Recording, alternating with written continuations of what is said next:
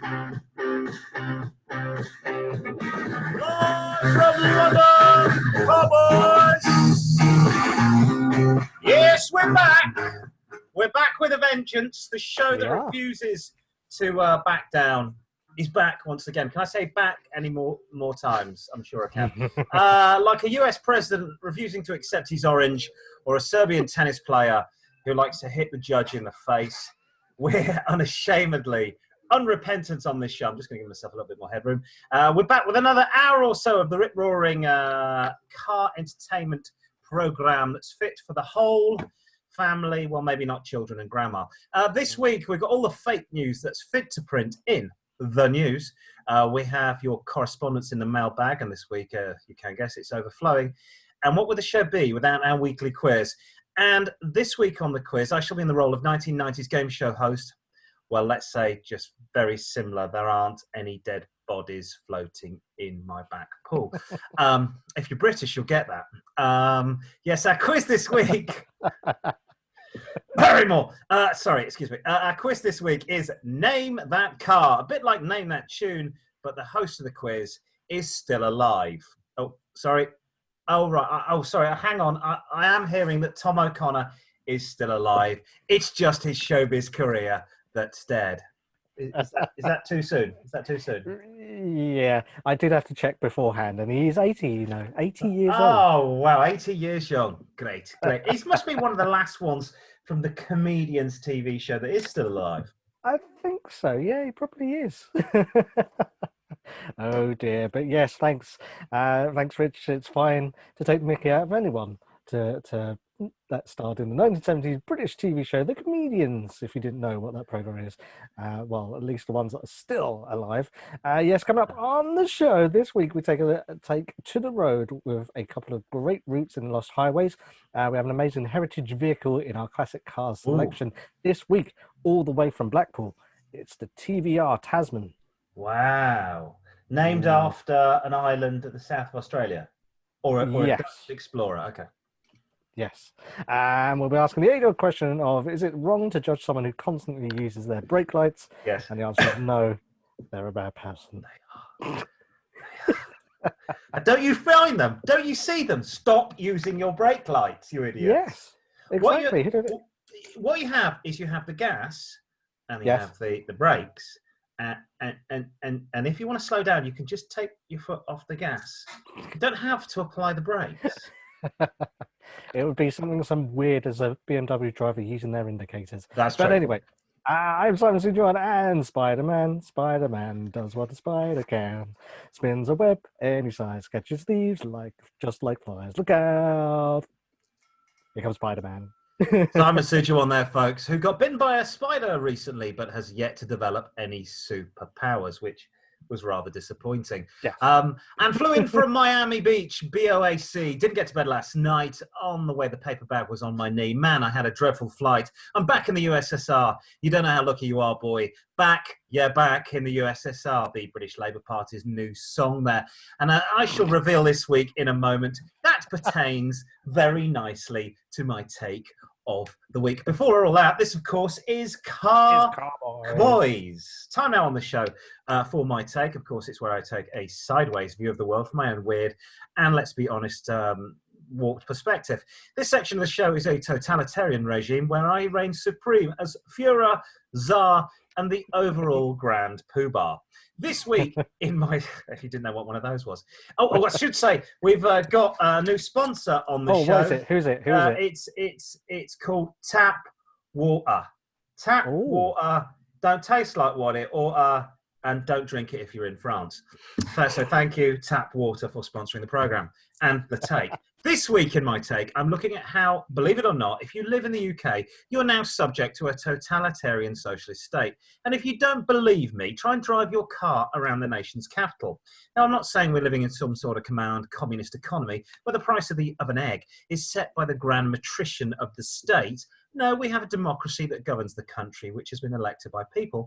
Unfortunately, the local government, who seem to feel that the word democracy and the voice of the people are dirty phrases, and it doesn't belong to them. Now, with all this COVID-19 pandemic, or as we call it here on Car-Boyz, Cortina 19, The plebs that run our local council seem to, and that's me using a very nice word, plebs, run our local council seem to have taken this as an excuse to roll out a series of traffic measures aimed at making it as difficult as possible for me and you to get where we need to be.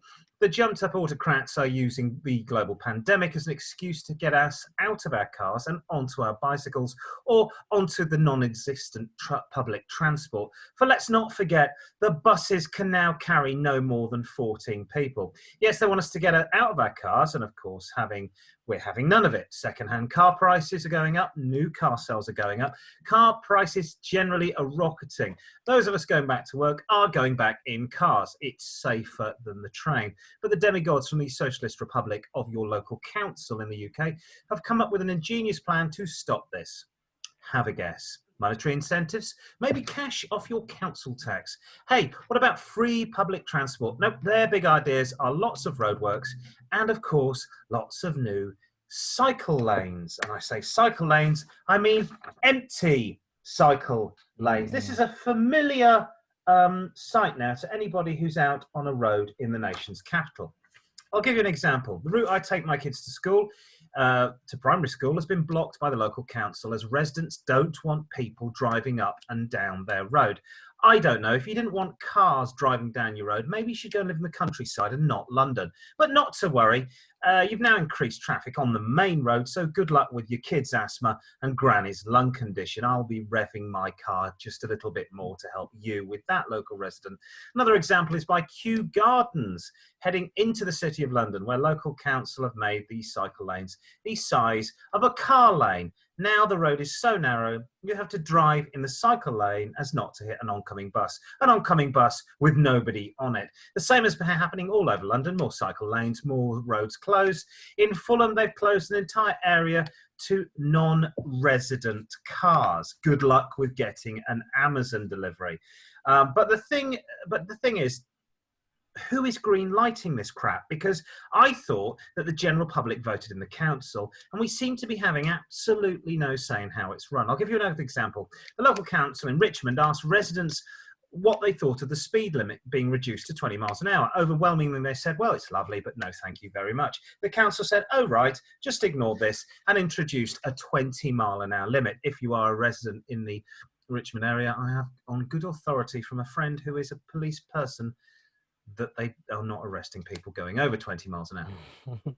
But don't tell everybody. It beggars belief. We vote the council in, and then it's they that then go on to do exactly what they want to do and not what we want them to do. Do as I say and not as I do. Just a little message to the autocratic councillors and socialist civil servants. If you think I'm going to cycle a 5-year-old and a 7-year-old 4 miles to school, you've got another thing coming.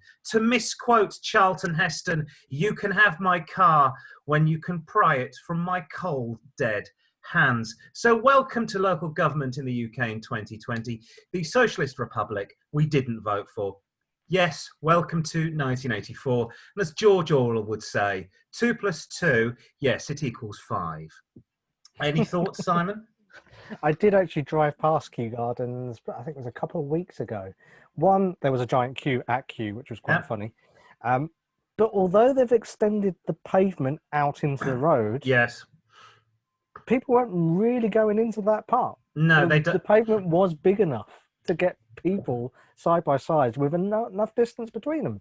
The pavement's fine. You now have to queue to go into Kew Gardens, yes. Which is hilarious. Which I shan't be bothering until all this is over. But yes, what they've done is widen the cycle lane. So the cycle lane was adequate for a cycle to go down. Yes. They've widened that. They firstly put bollards down it. Now I've gone the other day and they put 2 sets of yellow, double yellow lines. So now the central, in between my 2 fingers, is where the car drives. Yes. And there's two sets of double yellow lines. Then on either side, the width of a car. So you used to be able to park outside Kew Gardens, and you now cannot park outside there either, because we've all got to cycle into work. And guess what? Nobody is cycling. Here's some pictures of nobody cycling, but cars on the road. Is, you're not going to get the Tour de France of having at least 2 cycles side by side on that part of the road. No, No, it's not going to happen. And if it is happening, it shouldn't bloody well be happening. You should be cycling behind each other or overtaking the one in front. Yes, the rise of, as they call them, what is it? Men in lycra. What is it? Mammals. That's it. Middle-aged men in lycra has not I as haven't been heard as that one.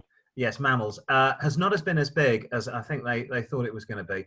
And roll on November, it is Britain. It will stare rod with rain from, say, October all the way through to March, and nobody will be on a bike, and we'll all be in our cars Snow, because you wind, can't get rain. on public transport.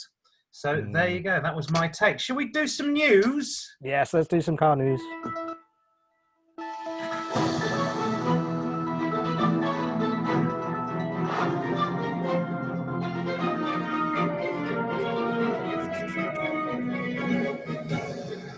And first off, Ian Britain says no thank you to electric car news.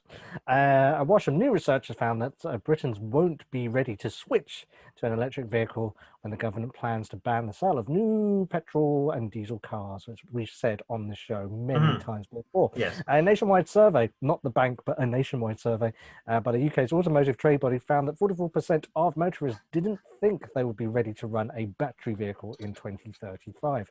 And many of them saying that they can't see themselves ever owning one. Likewise here, I can't see that. Industry insiders have now called for the government to ramp up, which is their phrase, incentives for drivers to buy electric cars and consider pushing back the current 2040 deadline, despite what Transport Secretary Grant Shapps reportedly contemplating bringing it forward to as early as 2030, which is only 10 years away. But despite the growing availability and wider selection of motors to choose from, a survey commissioned by the SMMT found that almost half of the drivers are not only prepared to make are not only unprepared to make the transition to zero emissions motoring now, but they don't think they will be in 2035, 5 years ahead of the existing deadline for the sale of new petrol, diesel, and hybrid cars to be banished. The poll found that just over a third, which is 37%, are optimistic about buying a full electric vehicle by 2025, which is some 15 years earlier than the ban was due to be enforced. But plenty more people are concerned that the battery cars aren't right for them, with 44% saying they won't be ready to make the switch by 2035. Banning the sale of new petrol and diesel cars in the next decade would put the UK in line with countries including Ireland, Netherlands, Denmark and Sweden, which have the 2030 deadline as their target. We said this before. Completely different country, Netherlands, Denmark, Sweden. Tiny. And their roads are kind of built to have cycles on them. Yep. Whereas our roads, no. Well, cycles, and in the cases of Denmark and Sweden, sledges. Yes. Which is quite funny because you can think that Denmark's got quite rich in oil. Yes. That said, them are driving around in Teslas anyway. Ireland, there's nobody lives there. There's more people, there's more Irish in New York than there is in Ireland. Netherlands, small population. Denmark, what is it, 20 million? Sweden, 25 million, 30 million. It's less than half we've got in the UK, and it's probably twice the at least twice the certainly in the case of Sweden, twice the amount of territory. This is never going to happen. We do not produce enough electricity to power these cars. Secondly, it's more environmentally damaging to have everybody in an electric car. If you don't believe me, go and do your research. You want to buy an electric car that's going to have a lithium battery in it. That's only going to last 10 years. The lithium and the rare earths in that battery are going to be dug up by small children in Rwanda. We're running out of rare earths. They are rarer than oil. Ergo the name, rare earths. Thirdly, Grant Shapps is an effing idiot who's banned electric scooters, but has also legalized them at the same time. You can rent them, but you can't own them. But I did see the host of Crystal Maze, the original Crystal Maze. Richard O'Brien? Yes, I saw him. No, I don't think it was Richard O'Brien. It looked like Richard O'Brien. He was bald and wiry, going down the road on an electric scooter, and I thought, what a twat. So we've been looking at a Honda CRZ for my wife, a sporty hybrid. The battery is only lasts 10 years, then it's a £2,000 fix. It's £2,000 to go and get a new battery. So, but if you think about it, the amount of money that the government makes out of taxation of petrol anyway, where they're going to fill that shortfall of money. Oh, the electricity's just going to go up, you fool. They'll just move it across to electric. Yes, that's what they'll do. Then they'll take the oil that they would have put into cars, refined into petrol. And there's a point there. It's called oil refineries. They refine it. Now they'll take that oil directly to oil-powered power stations, and then that'll be converted into electricity, which will then be converted. Then you'll get. So, do you see where I'm going with this? We already have a system. It already works. It's not perfect, but folks, we're getting there. But it's going to take another 100 years. It isn't going to be done in 10. It's pipe dreams. It's a load of old bollocks, and it's quite frankly, it's a sop to the Green vote. And also, you're not being told the truth. You're not being told the truth that if you do go electric, not only will the economy suffer, but environmentally, it will be worse for the planet. So there we go. Sticking with a similar theme. Meanwhile, in the British capital makes way for non-existent bicycle news. Startling pictures now reveal many of London's growing array of new cycle lanes lie empty while traffic piles up in narrow streets as the city's mayor, Sadiq Khan, or as we like to call him, Asian Mr. Bean, has a war on motorists. Photographs taken across the capital in the likes of Tooting, Streatham, or as we like to call it, St. Wreatham, Balham, Islington, Mayfair and Victoria show how the lanes were empty while cars and vans sat in heavy traffic alongside them. The new lanes were brought in to encourage people to cycle to work by giving them more space and reduce the pressure on public transport, amid fears over social distancing issues on the underground and buses. So you can see some buses in this shot, and if we had a closer shot, you'd see actually you can see nobody is on that bus. What about the other bus in this picture? Nobody is on that bus. You can see the top deck. Nobody's there. The other bus going to Edmonton Green. He's coming to see you. Well, nobody's coming to see you. Is that the 133?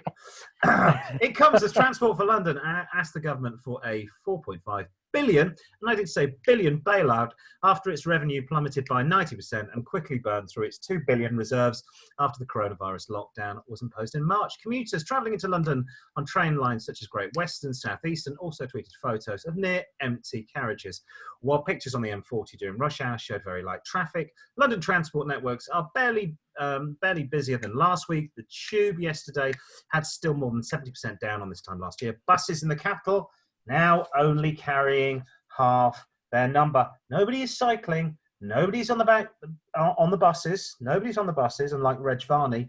And everybody is buying. Everybody is buying a car. That's a sop to everybody who's British over the age of 60. Yes. And everybody's buying a car to commute into work into London. The cycle lanes are a complete waste of time. Now, news in from Germany this morning. The Germans, because they're more of a democracy than we are, they're a federalised country, are ripping up the cycle lanes that they put in for COVID. They're saying that the council used it as an excuse to put in new cycle lanes, and the federal government said, "Nein, danke," and in usual German fashion, tore up the cycle lanes. So there we go. The thing is, as that picture shows, everywhere else in the world that has cycle lanes, as far as I know, don't have those stupid cone things. Why do we need that? The lanes off. I don't know why we need that. Stupidness. There we go. Anyway, and one part of London self-isolates from the rest of the world news. A council in the affluent London area has been accused of greed. No way. After expanding a scheme fining drivers £130 for entering a neighbourhood without a permit. Hammersmith and Fulham Council is in the fashionable West London, is targeting motorists who use 5 residential roads in the neighbouring adjoining roads to River Thames. It is believed that Britain's first initiative of its kind, which means it doesn't work, which restricts access to public roads and virtually cuts off an entire residential area to all those without a permit. The move has been made of an area of no-go traffic for motorcyclists and delivery van drivers who are now having to find alternative routes to avoid the camera-controlled roads, while residents within the area must buy permits for everyone wishing to visit them. making money. The scheme has initially trialled on 3 roads earlier this year and has prompted fears of other councils who may follow suit as a way of raising much needed revenue. The closures will take place near the congested Wandsworth Bridge Road, which normally sees 40,000 vehicles cross it every day, and it's undergoing a £6 million refurbishment scheme resulting in single lane traffic across for 2 months. The scheme, which was killed off rat runs, has caused heavier traffic on the roads because drivers cannot travel through it. It is one of many crippling measures introduced in the post-lockdown Britain that have hit motorists hard, such as, other things include, motorists in London have been badly affected, facing hours of gridlock as a result of road changes and road works, which have made driving a nightmare experience. The AA data revealed today that there are 1,950 roadworks in place across Britain, a rise of 42% from the figure of 1,331 3 weeks ago on August the 11th.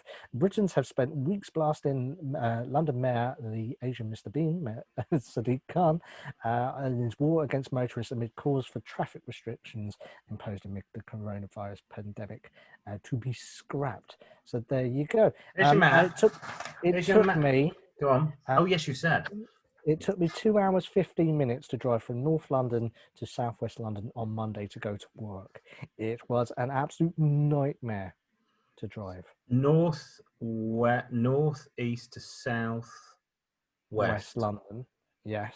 So not only that, but parking restrictions, and they deliberately do the parking restrictions so that you can't park between 10 and 11, so at the most inconvenient time. And yes, it's an absolute nightmare. Hammersmith and Fulham, the council have done this. They extract more in motorists in fines, so it's only part of London, than the entire city of Cardiff. The Welsh capital doesn't take the amount of fines that Hammersmith and Fulham do. If you live in this area, now this is a really posh area. This is the Thames. This is Wandsworth Bridge. Hurlingham Club is somewhere around here. If you live good times, you remember, they'll think we're really posh now, and we're not. Yes, we play tennis there every Friday. That's that. What happens if you want an Amazon delivery or a DHL delivery or what is it? Hermes delivery. Hermes drivers just drive their own cars. Yeah. So how do you get a delivery down there? Or you don't. How does your Amazon guy get down there? They don't. This is what I mean. This is what I was going on about my rant. You're just closing off roads. How is that legal? This is the UK. This is a democracy. I want to drive my bloody car any way I want to drive it. I'm not doing anybody any harm. If I want to use a rat run, so be it. Tough. Don't live on a bloody rat run. You know the way you're saying I have to deal with not being able to park my car outside my children's school in the afternoons, in the evening when I pick them up, because the local residents don't want people picking their children up from a school. They don't want parents coming parking their cars outside their houses. But here's a thought. Don't live near a school. It's really easy. If you see the school that's been there for 130 years, maybe you should go, do you know what? I hate children. I hate children's parents who drive cars. Maybe I won't buy the house opposite the school. But the thing is, you're going to go, well, you've got rat runs and you're closing them off, but all you're doing is pushing those rat runs a bit further out to different roads. And the pollution's going to get worse because traffic's not going to flow as fast. Yeah. But that's okay. I'll just make sure I rev my engine more when I'm stuck at the lights. That'll help with grandma's lung condition. Yes, there we go. And finally, in the French go crazy and let children drive cars news, France is embracing Citroën's new electric Cube as commuters return to work in the aftermath of COVID. The Citroën Ami, which can be driven by kids as young as 14, here it is, have passed a moped. All they're going to do is pass a moped test, then they can drive one of these. It's received rave reviews since it hit the Parisian streets in March. The dinky vehicle is being sold online at French retailers, and it's also being offered by a self-servicing car share company in Paris in a range of arty designs. Great. £5,000 for a two-seater vehicle. Yes, basically, Simon, that's correct. That's exactly. No, that's wrong. Hold on a right, minute. go on. Let's put some wheels on it. Yay! There you go. That's what it looks like. Actually, there's a picture of my kids have got one of these cars. It's got like a yellow roof. Yes. And a red body. One of them's on the top. Yeah, so, like Starsky and Hutch. So Citroen is targeting eco-conscious youth with the affordable fully electric vehicle. It reaches a top speed of 30 miles an hour. The Ami, of course, I don't know if you remember the Ami, it meaning friend in French, was originally a 1960s sporty shooting brake version of the Citroen 2CV. It was like the estate. It was a 2CV chassis, an engine, but it was sort of slightly longer, and it was a little bit more sporty. A bit more sport. Really, it was more sporty than this. Now this, because it only reaches, it's hard to tell the difference between the two. Because it only reaches 30 miles an hour. You spent a week making that, didn't you? The Citroen Ami 1 or Ami 1 is suited. That's what a teenager sounds like, isn't it? It's suited to slow zones in city centres and less to trips in the countryside.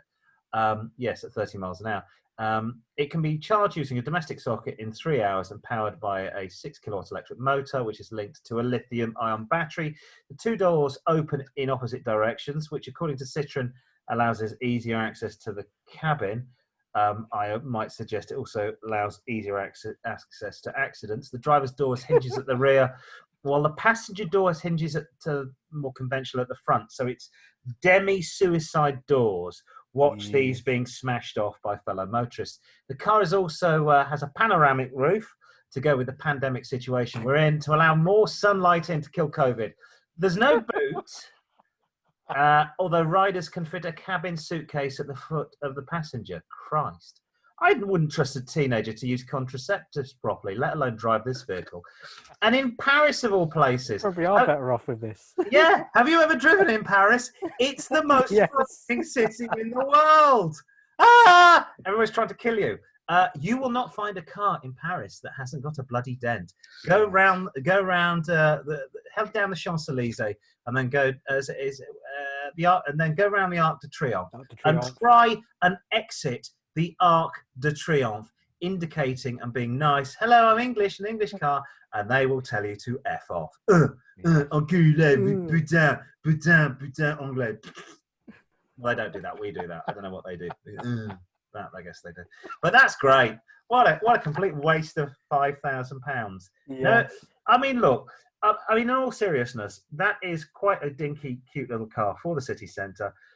If you want to go somewhere and go into a city and rent a car and drive around the city centre, that's the car to do it in. But then we have Uber, and I can drink. So why would I rent this to drive around a city I've never been in? So that's aimed at younger drivers, and it's in grey. Yeah, that's great. Battleship grey. Battleship grey, blend in nicely as they smash into each other. The thing needs to be in bright orange, saying it should actually change colour when a 14-year-old gets in it. Beware, beware, I haven't got a fully formed brain. But there's the French for you. It's a nice idea. Shall we have some classic car selection? Let's go for classic car selection. There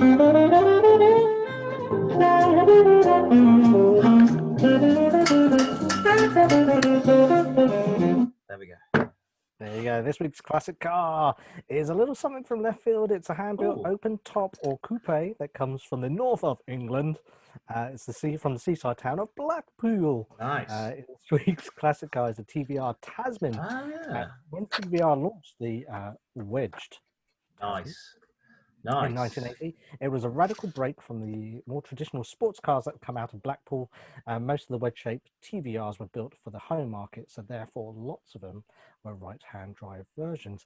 The Tasman was the first production car in the world to have a bonded windscreen and also incorporated the aerial in the rear screen heat element. So if you didn't know where that came from, it came from TVR. And as with all TVRs, the running gear was located on a tubular space frame steel chassis, which was powder coated for extra corrosion resistance, and much of the running gear was sourced from Fords of that period. It pretty much was a case of spot the car part donor. The suspension and steering was sourced from the Ford Cortina. The gearboxes were from the Cortina, Granada and Sierra. The brake discs, which were discs all round were from the Granada, and the differential and rear disc brakes were from the Jaguar XJS. So yes, lots of the ancillary components were sourced from a variety of mainstream manufacturers, for example, the Triumph TR7, the British Leyland Metro, the Renault 12, Peugeot 505, rear lamp clusters came from the Ford Capri, the Rover SD1 or Renault Fuego, and whichever one you got was just random. The radiator was taken from the Range Rover, and on later cars, the ashtray was from the DeLorean DMC-12. Nice. What part could you get from a DeLorean? I know, we'll take the ashtray. Sorry, you said, do you mean the cocaine dispenser? And the engine was the Ford 2.8 Cologne V6 with Bosch fuel injection, producing 160 bhp. The automatic gearbox was available for the first time, making it the first TVR to have this option. The styling of the car was by Oliver Winterbottom, who had previously styled the Lotus Elite S2, and also bears a striking resemblance to 1971 Alfa Romeo concept car. But besides the Cologne V6 engine, the Tasman was also available with a 2-litre Ford Pinto engine. However, this car, presented late '81, was called the Tasman 200, and it was an attempt to make it cheaper than the standard Tasman 280i, and was priced on £10,000 when new, but the engine only produced about 100 bhp, so therefore it wasn't a big success. In '81, the Series 2 car appeared, incorporating various improvements, modifications to the Series 1. This coincided with the launch of the convertible and drop head version. The 1984 Tasman name was also dropped, and the car was renamed the TVR 280, although the name remained in use at the factory. TVR's inconsistency, or their consistent inconsistency in badging, resulted in some cars appearing as Tasmans with an S, Tasman 280i's, or just the plain 280. So don't be put off by the badge on the back. The 2.8 Cologne V6 had already been certified for US sales, meaning that the TVR returned to the US market after a 6-year hiatus, but it was the last TVR to be exported to the US, and the last car was brought over in 1987. So what do you look for? Well, you won't find much rust on the car because the body is fiberglass. So the main things to look for is stress cracks on the bodywork. If you're interested in the drop head, also check that the fabric is good and has been maintained, because it could be costly to replace. So how much would a wedge like this cost you? Cheap ones will set you back no more than £4,000. I looked online today, found a completely restored, which version was it? It was the V6, and it was restored by an ex-TVR worker, and it's just got over 100,000 miles on the clock in Samoa Blue. There we go. This is nice. Got pictures of them, and you can buy that one in Kings Lynn for £7,495. So there you go. So not too bad for second-hand MX-5 territory, isn't it? It is, but it's something British. Maybe via Russia, maybe. Yeah. It won't rust, and you can probably put as many different parts as you want to on there. But there you go. I just found a picture of one. It did remind me of the TR8. Yes, TR8, TR7 as well. Yeah, very similar. It was that sort of everything late 70s, early 80s. Square is more, really, isn't it? Square is more. And look at that horrific bumper at the front. I'm assuming that's for American markets, because it's probably made of rubber. And that said, if you also think of the Austin Princess, that was kind of wedge shape as well. Yes. So that was probably their design theme. You also said that TVRs, this was the last one to be exported, but I remember seeing Swordfish with John Travolta, and I think he drives a Sagaris. Yeah. So maybe that was just Sangria, a bottle of, you know, the one with the it had sort of a vented bonnet, looked like a shark. He definitely drives one of those now. Maybe it was an import, and that's the way they've got around it. But yes, unfortunately, I do like the story about TVR though, that if you do pull back panels, you do sometimes find written in Sharpie marker, "Terry is a wanker." Yes, so beware. Just check your panels. If you're restoring it, just cover them up. Paint it. But what a fantastic little car! And really, for not much money, we're talking as a second-hand for a sport. If you've got a garage, you've got a heated garage, and you like to before, yeah. tinker, and even if you don't like to tinker, you like something that looks very different, that looks better than an MX-5. It's going to cost you more. It's going to cause you more headaches, but really, it's a far better looking car. So yes, well done. Oh, look at that. That looks great. In fact, that really does.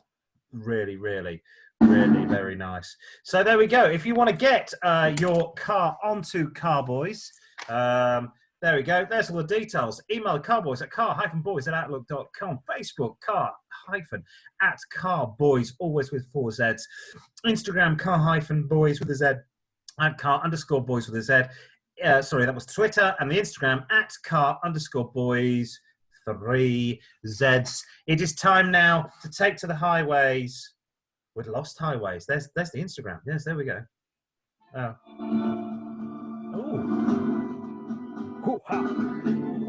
It is a bit, isn't it?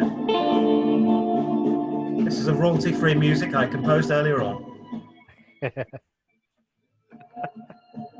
Ooh, ha.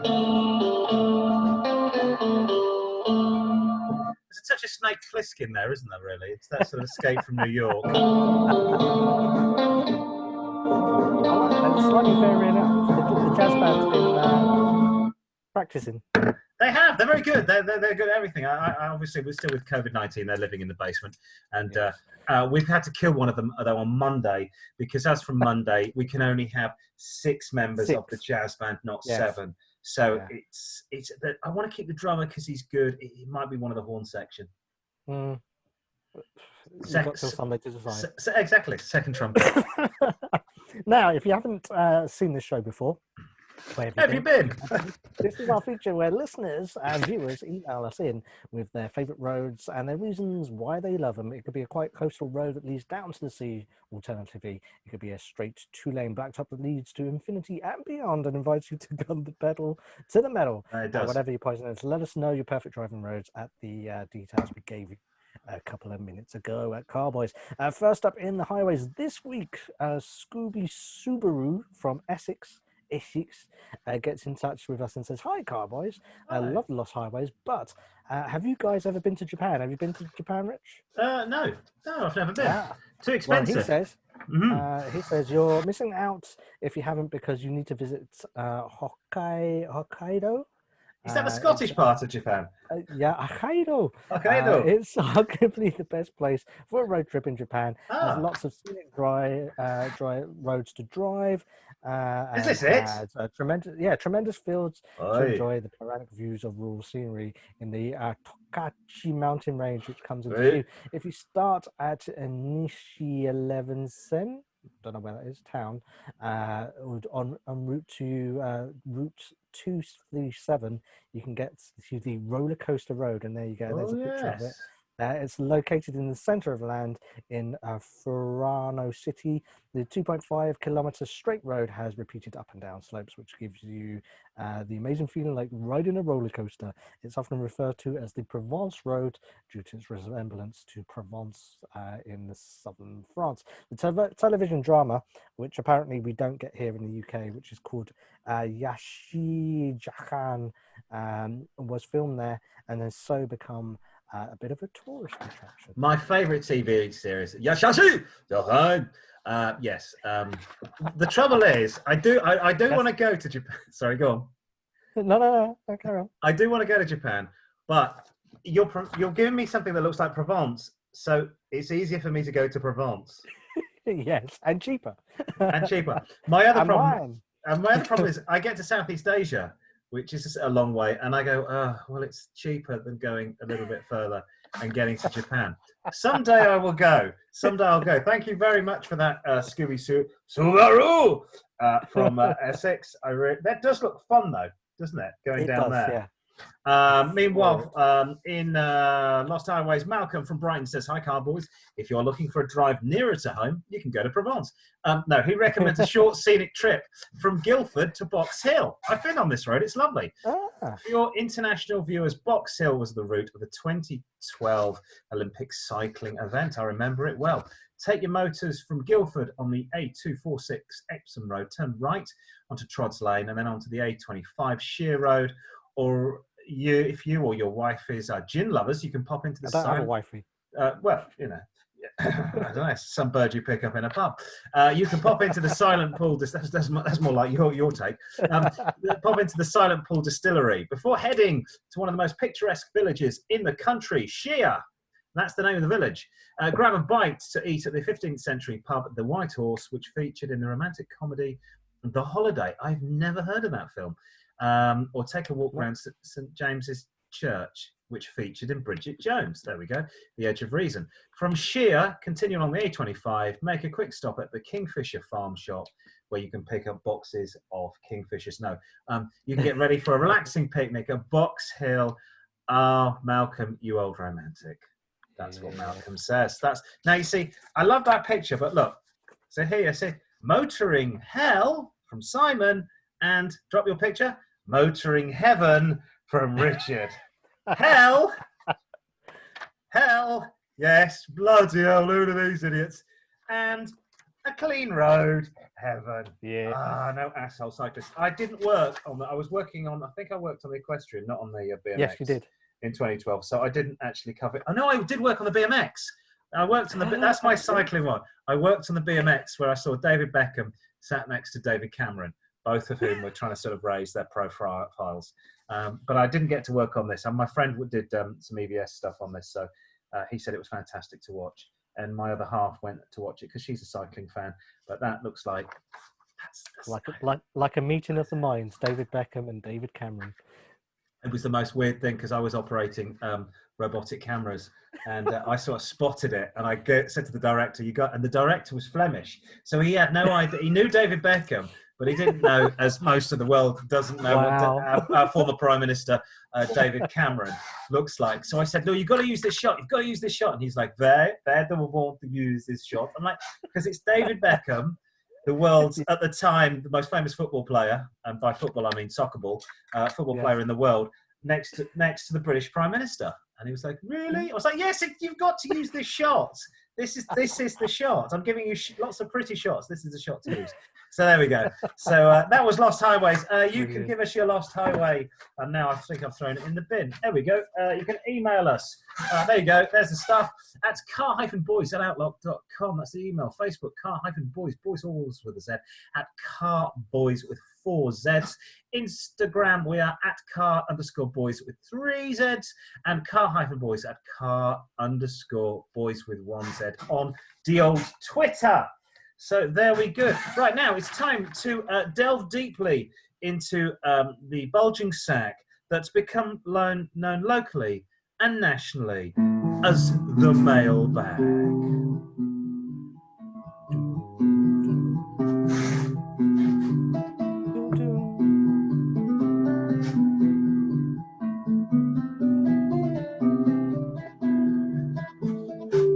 That's enough.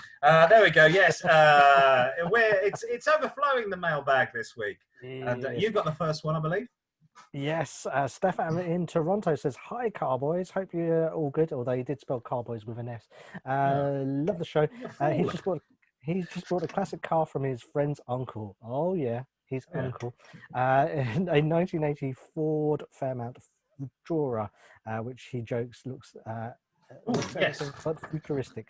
But from what he says, he's got super low mileage of 37,000 miles and a Ford Mustang engine from that era. It drives like a dream, and he also has a company car. He will only use it for commuting. He has a big worry, though, rust. The snow of Canada and the salt on the roads, he reckons it will eat into his wheel arches. Should he underseal the car now? I would probably say it's probably a wise thing to do. It's just also you have to clean a lot. Yeah, I think underseal is a conundrum as old as time. If you underseal this, and the underseal starts to come off, it's also going to hide any rust. So you're not going to see the rust until it's a bit catastrophic. So as we both know, underseal is a bitumen-like substance to protect the underside of your car, stops the rust from forming. There's a history of people of using underseal to hide the car's rust spots. So you put a load of underseal under, and it looks fantastic. Then you get a screwdriver and go, whoa, oh dear, through there. I would think if he's worried to do the wheel, firstly, I've got underseal under my new Honda, and I've only got it on the wheel arches. Stick it on the wheel arches. Many manufacturers do this. If it was me, I would go and use the car, enjoy the car. I'm hoping he's got a garage. If he's got a garage and it's heated, even better.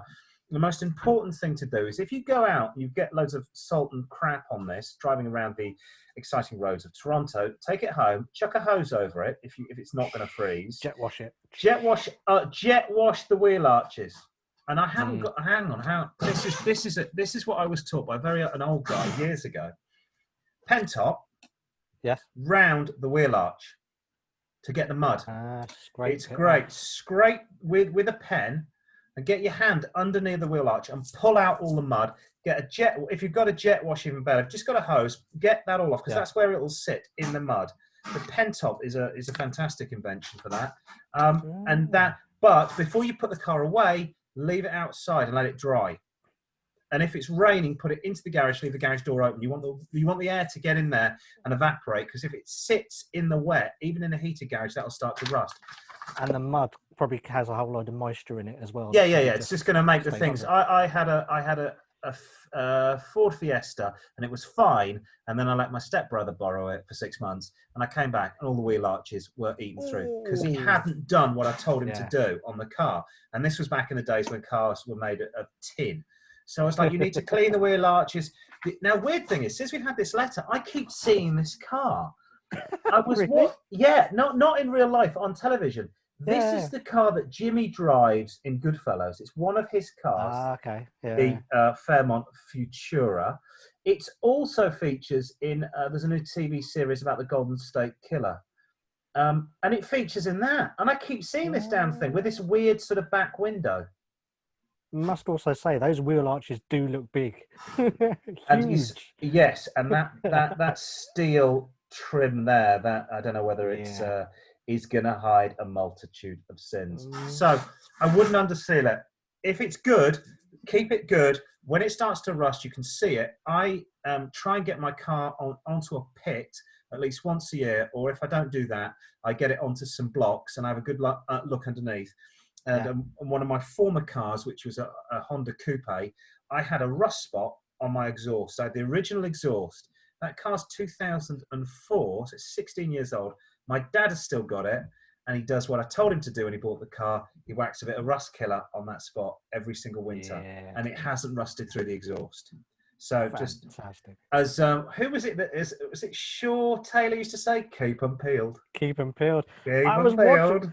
Funny, today I saw on YouTube. Shaw Taylor used to do a motoring show on Thames Television. Really? In the 1970s. Is that the 1970 Earls Court Motor Show? Did he have a driving gloves like this? Brilliant. I do like Shaw Taylor. There we go. Legend. Moving on from, I think he might have passed on now. Yes. Moving on. Olivia in Normandy says bonjour, Car-Boyz. Bonjour. Comment allez-vous? Très bien, merci. She wants to know, should she buy an electric car? My French is so good. Or a hybrid? What is the difference between an electric car and a hybrid? Which one is cheaper to run? Which one is better? She's confused. C'est très difficile. C'est très difficile, Olivia.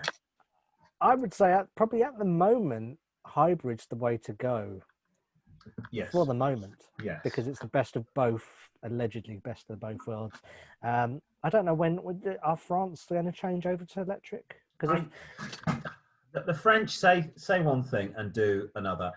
The electric car has always had a presence in France, going back 50 years. There's always been little electric, really strange electric cars made by people, the Peugeot Citroën Group and by Renault.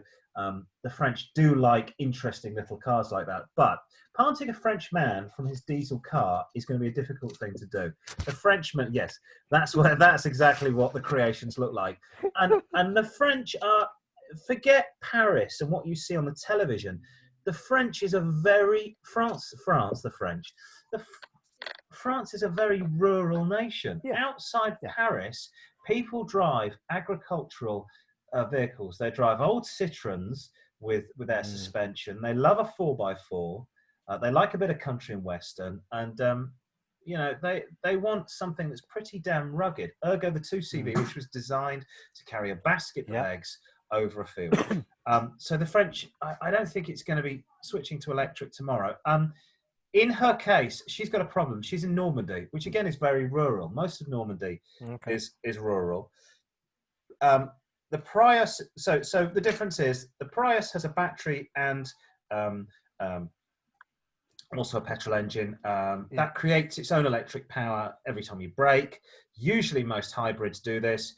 They're going to use electric at lower speeds. So if you're going through a little mairie, a little town, a little village, you'll go through on electric, and so you won't pollute the town. And once you get onto the autobahn, I don't know what it is in France. Is that the motorway? I don't know. You start to speed up, and you go back onto the petrol engine. So lower speeds, less pollution in urban areas. The hybrid makes more sense because how long is your journey going to be? If you don't know how long your journey is going to be, and you are tootling around, you can just use the petrol engine and get the hybrid charged up as and when you've got a chance to get the hybrid charged up. Electric powered car needs to be powered at a charging station. Even the new Teslas from empty will take 12 hours. Forget all this instant charging of 30 minutes. Yes, from full, from using a little bit. Normandy is very rural. I'd get a hybrid. If you're buying something like, as we were looking at the other day, Honda CR-V, it's got 100,000 miles, or it's 10 years old, it's going to need a new battery. That's €2,000 replacement. Yeah. So beware of both these things when you are dipping your toe into the world of hybrids or electric. Personally, you live in Normandy, it's very rural. I wouldn't. I'd go and buy the car you want to buy, and I'd worry about electric later on when the French are enforcing it. So there you go, Olivia. Daisy, meanwhile, in London says, hi, Car-Boyz. I'm about to buy my first car. Woo! Nice. She's looking at a 2008 Fiat Panda Dynamic or Dynamique 1.2. Yes, 50,000 pretty miles much on the clock. About £1,000, or a 2005 Toyota Yaris with 60k on the clock, a 1 litre engine. What should you go for a newer Fiat? Has she ever seen this show before? Steer clear of the Fiat. I have owned a built Fiat. Like Fiat. Yes. They're built like Fiat. Basically, in the night when this is the new Panda, but when they came out with the Panda originally in the 1980s, late 70s, they made it out of soap. So as you drove along and it rained, the car literally washed away. Dissolved. My Fiat Panda had a rust spot like this under the driver's footwell. It had rust all in the dash and on the bonnet. It had a rust spot near the rear wiper that nearly fell off. The driver's door had a lovely gap like this that you could get your hands under that again had rusted away. I think we filled that with some sealant that my father was using for double glazing in the house. And then we painted over with some red paint that sort of matched the car. Yes. I am not saying that Fiat are as bad as they were in the 1970s, but they have a history. These got a history of problems. Windscreen leaks, failure of the brake master cylinder, engine mounts collapse, power steering faults, clutch master cylinder failure, cooling system leaks, rear dampers corrode easily. I could go on. That is a more exciting car to drive than the Toyota Yaris. True. Yes. The Toyota Yaris has almost no faults apart from replacing the consumables like tyres and brakes and the cam belt. The Yaris is a boring car, much more boring to drive than the fizzy Fiat, but this, every single day, will start and get you to work. This will not. Your first car, you're dipping your toe into the first world of motoring, don't get a Fiat. You'll be sat on the North Circular. Where does she live? London. Yeah, you'll be sat on the North Circular with steam coming out of this thing. This, you can treat it horrifically, and it will keep going and going and going and going and going. 60,000 miles on that engine. That is not even running, and it's I think she was looking at the 1 litre engine, but which is not going to be super fast. But your first car, who cares in London? You're going to get a few things to it. Yeah, that sort of thing. Build up your no claims. Once you go on Jap. Yeah, don't. This is a silly thing to do. Just forget that. There you go. Bye bye Fiat. Bye bye Fiat. Finally, we have Sebastian in Greater Manchester. Says, "All right, Car-Boyz." What? He's taken. He's slightly taken with the new Fiat Spider, of which I have a picture of somewhere. He knows Yes. It really is, underneath the skin, a Mazda MX-5. But will it be as reliable? The Spider looks better. There's the Spider. Mm. He doesn't want to be breaking down every 5 minutes, but there's the Spider. Let's see what there's a hairdresser on his way to an appointment. That is, I actually don't mind the look of this. The new Mazda It's a bit more MX-5. manly. It is a little bit more manly than the previous one. It has quite a nice, it's quite a nice sort of almost T-top to it. Yeah. There is the Spider, but so he said, I like the look of that, but I'm scared I should just get the reliable Mazda. Now, these cars are not twins. The Fiat has a turbocharged 1.4 litre engine. The Mazda, a 2 litre naturally aspirated. The Fiat is heavier, has a nicer interior. The Mazda is faster by 0.8 of a second. But the thing to remember with both these cars is they are both made at the same factory, side by side, in Hiroshima in Japan. The build quality, dear boy, is not an issue. Saying that, that is a much nicer looking car. That's going to be a much more fun car to drive. It's a 1.4 with a turbo. This is somebody that wants something. If you're taken with that car, buy that car. You're going to have much more fun with the turbo than you are with an MX-5. If you are thinking of going out and giving somebody a perm and possibly a blow dry, then go and get this car. I'm glad you said blow dry. In America, I think they call it something else, blowback or something.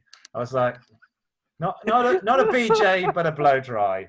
If Mrs. Miggins needs her curls setting and her highlights tinted, that's the car to go for. Look, and this is weird because I've just slagged off Fiat, but this is not a Fiat. This is an MX-5 with Fiat badges and a much more exciting engine produced in Japan. That is the car I would go and buy. See, I've contradicted myself. That would look more exotic on the streets of Manchester than the MX-5. I have seen this go past me with, I think somebody had the option of the matte black hood. And I was nursing one. By that, I mean nursing a desire to drive that car. Yes, whereas this, I did see, I went out on an OB job the other day, and one of the cameramen was driving this, and I thought, is a wife borrowing your car? That's what I thought. I thought, that's a lady's car. Ladies' car. That is a young like that. Hom that's about to take to the continental driving. That's the one I would have. Have we got any more? I know. That was it. Was that it? Yeah, that was it. Yeah. Thank you very much. Yes, usual address to get all your stuff. That's the one. All there. To get all your stuff onto the get all your questions to the letter page, the mailbag at Car-Boyz, car-boys at outlook.com. That's the best one to get us. Email the show, car-boys at outlook.com, and we will endeavour to answer your questions. Sometimes we'll get it right, sometimes we'll get it wrong, sometimes we'll choose the Fiat Panda, and sometimes we won't choose the Fiat Spider. Time now for our big quiz.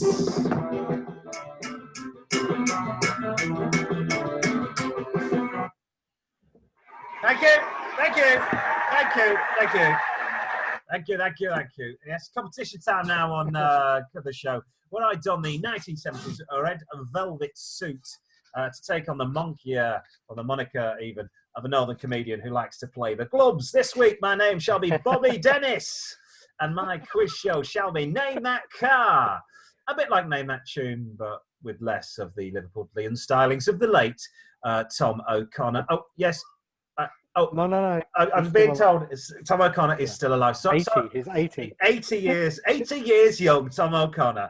One of the last surviving members of the TV show The Comedians, and possibly the less racist of the lot.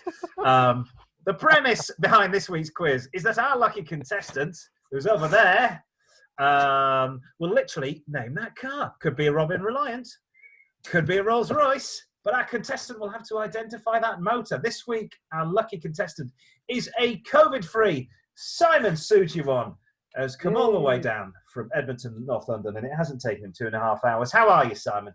I'm good. I'm looking forward to this one. This sounds like a good quiz. Super, smashing, great. It'll be fantastic. Prize up for grabs today is a lifetime subscription to the Car-Boyz, the magazine.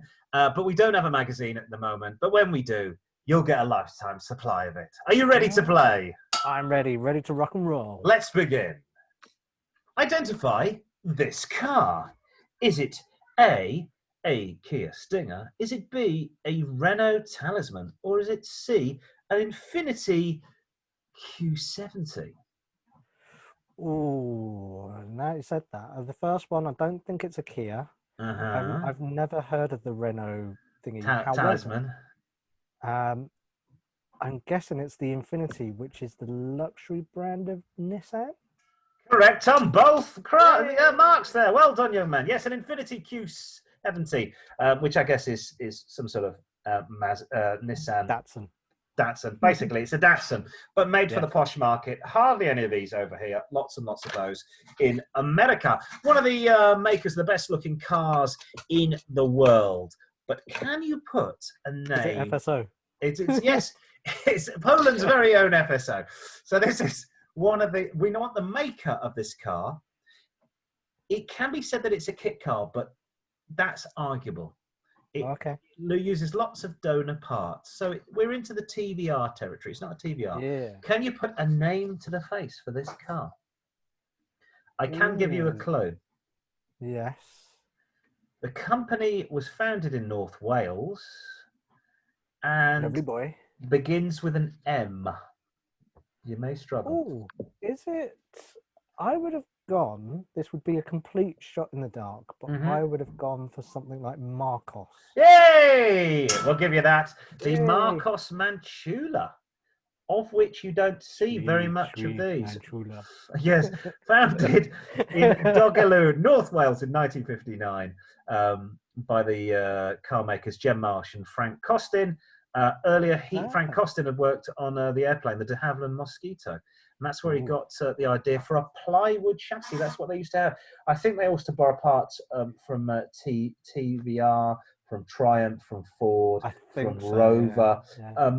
Very much bespoke car. And I think Marcos are one of these guys that come back every sort of 10 years after they've gone bankrupt. And Marcos is back again, who owns the brand there. So yes, well done. It's a bit weird. Look how high those mirrors are on the door. Yes. Incredibly high. Is that because the car is so low, or is that because that's the only place they could fit them after they'd raided the Ford parts bin? They're from a Ford Fiesta. Like a Mondeo mirror. Mondeo mirrors. There we go. Right. Continuing to name this car. Can you name this car? The badge might be a bit of a giveaway. Is it a new Hitlermobile, the VW Beetle? It is a new people's car, the Volkswagen. It is the new Beetle. Well done there. So so far with 3 out of 3. Well done. Now you might struggle on the next one. That subscription. Well, yes, that subscription to a magazine that does not exist yet, and hopefully, if our plans go right, it will exist probably in 10 years' time. You might be dead by then. There we go. You might have died of COVID. Here we go. Yeah. This is an Italian classic, but what is it? You might probably tell the brand from the side of the car. So it's a Ferrari. Yes. Yes. Yes. I'm trying to think of my days playing Gran Turismo and Forza Motorsport. It's an F. There's definitely a number involved. Yes. So it's probably the number size of the engine's 4. I'm going to take a guess. 483. Yes. Oh no, hang on. I've got a wait. Okay. Is this? Sorry, I was multiple choice and I screwed this up. Is this an F40? Is this a 458 or is it a Dino Italia? 4458. It's a 458. Correct. Yay! Well done. No points in there at all whatsoever. No, that's fine. We want you to win that subscription. Continuing on, name this car. You need to name this car. It's a McLaren. Yes. Yes. P1? No. The reg might give it away. Actually, it doesn't. That doesn't help at all. No. That doesn't help at all. Sorry, I It's- thought I'd give you an age. No, It's a forget long that. tail. It's LT must be a long tail. it's But the I don't know McLaren. It is the. I'm going to give you half a point there because it's the Okay. 600 LT. It trips So off the tongue. look at that. Is that where the exhaust comes out of? Yes. That is superb. I've just not look. That is Or you can keep your drinks in absolutely. there. It's a drink holder. Mind you, if you're walking past this car and you're a fan of the film Beverly Hills Cop, wouldn't you be tempted Bananas. to pop a banana in the tailpipe? Look at that. Or anything. Or maybe if you'd have 8 pints and just wandered out of the pub and thought, oh, you're in Knightsbridge. Urinal. Urinal. Let's see what happens. Zip. That could be interesting for the owner of that car. Yes, you got half a point for that. McLaren 600 LT, the last one he made. Right, we're off to the Far East with this. Can you name this car? Oh, I think that's probably attached to a hairdresser. Yes, looks it like is. the rear light of a MR2. It is Amanda's Toyota MR2 Mark III. Correct. Nice car. With a white stiletto. Unfortunately, yes, it comes with history. Moving on to question 7. UV light. Yeah, exactly. You see Mandy's footprints on the windscreen. I don't know why you can see them. You just can. Moving on. Name this car. Is it A Koenigsegg Agra, B a Zenvo TS1 GT, or C an Ascari A10? It's an interesting one. It looks like I definitely don't think it's a did you say Koenigsegg? Koenigsegg Agra. I'll go for the one that's named after the Great Cambridge Road, the A10. No, Ascari A10. No, it was the Zenvo TS1 GT. Of course it is. Yeah, I've never heard of this car. Look at Outside a fire station, which is quite funny. I want to know, Simon, who's driving this car. Is it Pew, Barney McGrew, Cuthbert, Dibble, or Grubb? Why outside a fire? It is a fire station. Don't know. Maybe he just drove it there because this thing catches on fire all the time. Maybe he's got the bonnet open at the back to cool the engine down because it's too hot. I need help! It's on fire! Bugger me! There's a fire station. I shall drive it straight away. Fireman, come and help me. Now I imagine this thing probably costs $1 squillion to own, and I can't imagine that any member of the London Fire Brigade or any fire brigade up and down the UK or anywhere in the world could afford to buy a Zenvo TS1 GT. Unless he sold his house. There you go. I love, great positioning outside the fire station. Question 8. Right, name this car. It's just an interior. It's not very helpful, just an interior. What is it? Of course, we all know it's lots of trouble, usually serious, but is it A, a Lotus Exige, B, a Lotus Elise, or C, a Lotus Elan?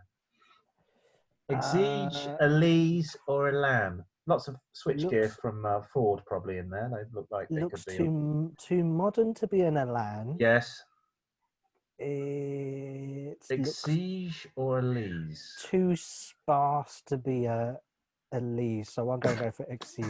We are doing well. You're nearly there with the description. Yes, you got that one right as well. So so far 6.5 out of 6.5 out of 8. So as we move on, yes, well, come on, subscription. Yeah, come on, that subscription. You can taste it. You can taste the subscription to a magazine that doesn't even exist in a world where magazines are dying on their arse. But we'll launch it, and then there'll be the last magazine ever launched. And then the next week, it'll be just digital only. And then we'll sack the digital team, and there will be no magazine left. Souvenir launch issue. Souvenir launch issue of the magazine. We'll do one publication. Name that bonnet. Name that bonnet. Ooh. I can give you a clue if you'd like one. Is it bonnet or is it a lump of meat that's been slashed? It is a lot. It does actually. My son's got a classic 1960s pedal car, and that's what this sort of looks like, but it isn't. Clue, please. Have you got a clue? Right. Oh, well, strangely enough, the same manufacturer featured on our classic car selection this week. So it's a Lotus. No! Classic car selection. Our classic car of the week was a... Oh, so it was a TVR. Yes. TVR Cerberus? Newer. Chimera. Griffiths. No, I don't know. No, it's the Cigaris with the okay. fake vented lubes because they're fake. Yes. I think this was the one in Swordfish. So sorry, you didn't get that one. It looks like what those young people have with the jeans ripped. Yes, both you and me are always wearing them. Said young people. Right, decals are a big clue on the final one. In a red velvet suit, going to win that magazine subscription that we all want. The decals are a big clue. Is this a 924? Is this a 928 or a 944? It is definitely a Porsche or a Porsche or a Porsche. Is it a 924, 928 or 944? I will know this because I saw one that pulled up into the petrol station this week. It's a 944. 928. No, keep going. What was the other one? It's the other one. 924. Yes, it's the one with the van engine in. I think that's got the van engine in. Yeah, it's the one with the. It's a crappy 4-speed one with the VW van engine in. Yeah. So look, you did all right. We're going to give you 6.5 out of 10. Your magazine subscription to a magazine that doesn't exist yet is safe. Don't worry, we'll not forget. When the publication comes into existence, you'll be the first one to get a copy of the anniversary. Only one to get a copy. Before we go out of publication. And because nobody's buying this damn thing. Nobody reads magazines anymore. When was the last time you bought a magazine? Sometime probably last decade, probably. Probably about planes. But I think I bought a copy of Practical Classics when I was getting on an airplane about 6 years ago. That's probably the only place that sells magazines. Yeah, I'm going on a plane, and it was. So I don't know whether the hotel's going to have Wi-Fi. But I've since the last few years, not that I've been away this year at all, but I've been to hotels abroad that have Wi-Fi, and I just read stuff on the phone on the beach. So. Yeah, I think magazine, 6-pack, tube of Pringles. That's it. Yeah, that's what you sort of buy to read on the plane, don't you? Oh, face mask now. Yes. That's about it from the show. Thank you very, very much for tuning in. Well done, Simon. The crowd are going crazy. I hope you have a safe journey back up north to the grim up north. North London. North London, that is Edmonton, the greater Edmonton area. That's about it from the show. Thank you very much for tuning in. We shall be back again this week. All that stuff there. Make sure you get involved in all that stuff. That's it from us. I don't know. Is hair playing vacuum with my vacuum? I don't know what happened there. It is. Hair is playing havoc with my vacuum. I wish that was a new sponsor for the show. Unfortunately, it's not a new sponsor for the show. We've got no sponsor for the show. Not going to be my vacuum. No, not your vacuum. Yeah, the vacuum in your house never gets full of hair, does it? That's unless you get yourself something like an Afghan hound, which I think you should do. I think you should. You know the way they say people should look like their dogs. You shouldn't buy a hairless dog. You should buy a dog with really long hair, one that looks like it plays guitar in Led Zeppelin, an Afghan hound. And I should buy a Chihuahua. That's it from us. See you next week on Car-Boyz. Thanks for tuning in. Bye-bye. Goodbye.